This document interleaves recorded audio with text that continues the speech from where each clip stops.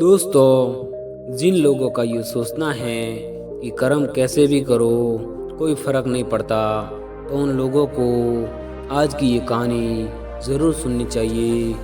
किसी को बुरा बोलना, चुगली करना, बुराई करना, जलन व ईर्ष्या का भाव रखना ये आपकी तरक्की व खुशियों को रोक देते हैं, आपके जीवन में गहरा प्रभाव डालते हैं। एक व्यक्ति बुढ़ा होने की वजह से कोई काम नहीं कर पाता था जिससे कि जीविका कमा पाए।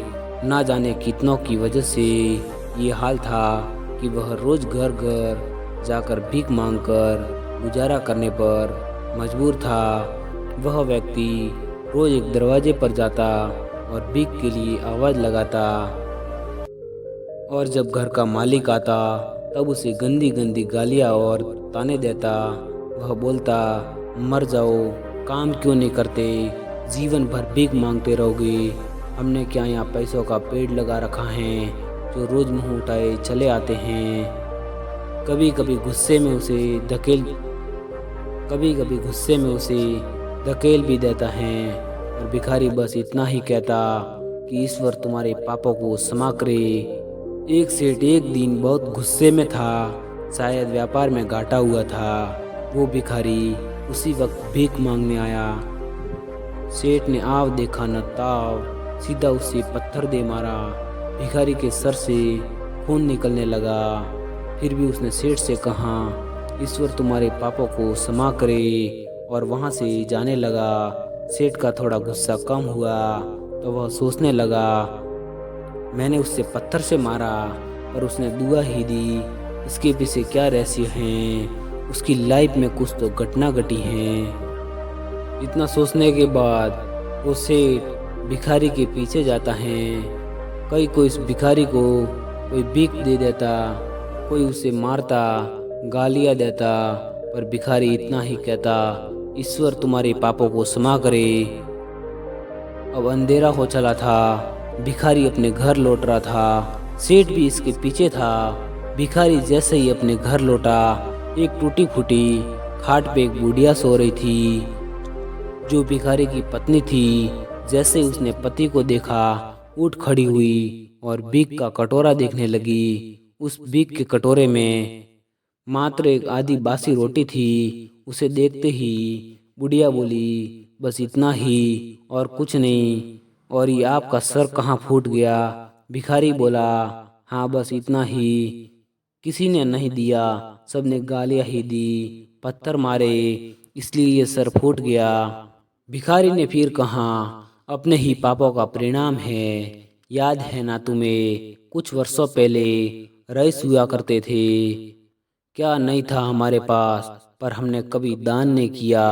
याद है तुम्हें वह अंधा भिखारी। बुढ़िया की आंखों में आंसू आ गए और उसने कहा, हाँ कैसे हम उसे भूल सकते हैं। भिखारी का मजाक उड़ाते थे, कैसे उसे रोटियों की जगह खाली कागज रख देते थे, कैसे हम उसे जलील करते थे, कैसे हम उसे कभी कभी मार और धकेल देते थे। अब बुढ़िया ने कहा, हाँ सब याद है मुझे, कैसे मैंने भी उसे राह नहीं दिखाई और घर से बने नाले में गिरा दिया था। जब भी वहाँ रोटियां मांगता मैंने बस गालियाँ दी, एक बार तो उसका कटोरा तक फेंक दिया।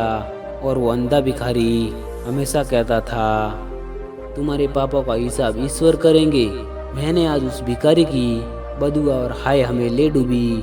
फिर भिखारी ने कहा, पर मैं किसी को बदुआ नहीं देता, चाहे मेरे साथ कितना भी बेइज्जती क्यों ना हो, मेरे लब पर हमेशा दुआ ही रहेगी। मैं अब नहीं चाहता कि और कोई इतने बुरे दिन देखे। मेरे साथ अन्याय करने वालों को भी मैं दुआ देता हूँ, क्योंकि उनको मालूम ही नहीं है वो क्या पाप कर रहे हैं, तो सीधा ईश्वर देख रहा है। जैसे हमने भुगती हैं और कोई ने भुगते, इसलिए मेरे दिल से बस अपना हाल देखकर सिर्फ दुआ ही निकलती हैं। सेठ चुपके चुपके सब सुन रहा था।